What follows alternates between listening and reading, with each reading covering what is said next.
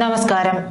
പാർട്ടിയെ ഉലയ്ക്കുന്ന തീരുമാനം ആരെടുത്താലും അവർക്കെതിരെ അച്ചടക്ക നടപടി എടുക്കും പാർട്ടി എന്നത് വ്യക്തമാണ്. പറഞ്ഞത് ഏറെ ഗുരുതരമായ കാര്യമാണെങ്കിൽ പറയുകയും വേണ്ട. CPM-ന്റെ കാര്യം വിട്ടേരെ, അവിടെ യാതൊരു എത്തിക്സും ഉണ്ടാകില്ല. അത് ആ പാർട്ടിയുടെ ചരിത്രം പരിശോധിച്ചാൽ തന്നെ മനസ്സിലാകുകയും ചെയ്യും. ഇപ്പോൾ പറഞ്ഞു വരുന്നത് BJP ദേശീയ നിർവാഹക സമിതി അംഗം CK പത്മനാഭന്റെ കാര്യമാണ്. പത്മജ പാർട്ടി പരിപാടി ഉദ്ഘാടനം ചെയ്തപ്പോഴുണ്ടായ പുകിലാണ് ഇപ്പോഴത്തെ പ്രശ്നങ്ങൾക്ക് മുഴുവൻ കാരണം. തലമുതിർന്ന നേതാവായ CK പത്മനാഭന്റെ മുന്നിൽ നോക്കാതെയുള്ള പ്രസ്താവനകൾ എതിരാളികൾ BJP-ക്കെതിരെ രാഷ്ട്രീയ ആയുധമാക്കുന്നുവെന്ന വിമർശനമാണ് സംസ്ഥാന നേതൃത്വത്തിനുള്ളത്.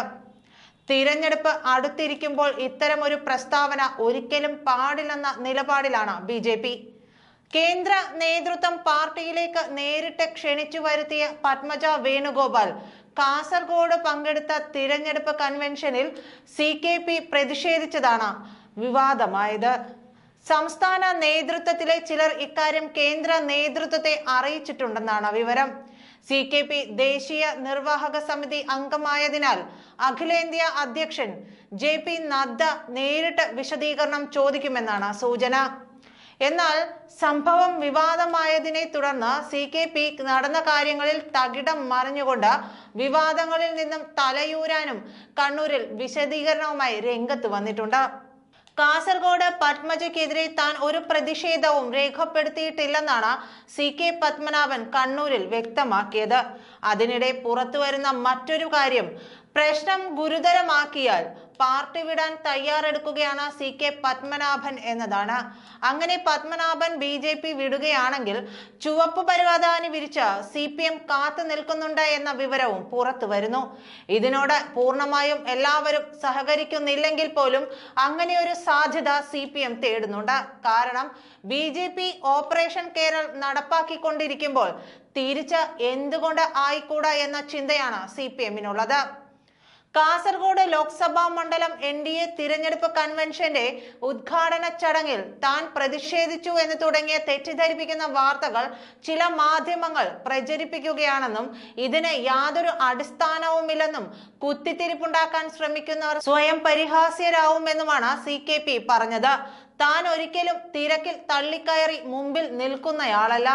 പത്മജയുടെ പിതാവ് ലീഡറുമായി വ്യക്തിപരമായ ബന്ധം BJP സംസ്ഥാന പ്രസിഡന്റായിരുന്ന കാലത്ത് പുലർത്തിയിരുന്നു.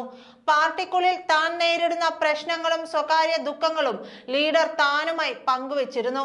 അന്ന് തനിക്ക് വൈകുന്നേരം 5:30 കണ്ണൂരിലേക്ക് ട്രെയിനിൽ വരേണ്ട കാര്യമുള്ളതുകൊണ്ടാണ് പരിപാടി അവസാനിക്കുന്നതിന് മുൻപ് മടങ്ങിയതെന്നും CK പത്മനാഭൻ പറഞ്ഞു.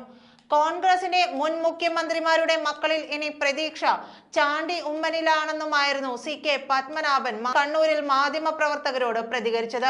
നീണ്ട 60 വർഷത്തെ രാഷ്ട്രീയ പാരമ്പര്യമുണ്ടായിട്ടും കണ്ണൂർ, കാസർഗോഡ് ജില്ലകളിൽ സ്ഥാനാർത്ഥിയാക്കാത്തതിൽ CKPക്ക് അതൃപ്തിയുണ്ടെന്നാണ് സൂചന.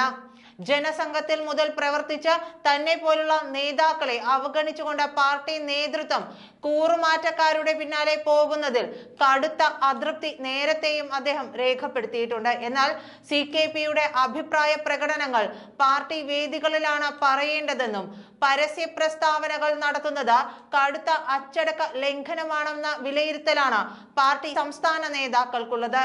നന്ദി.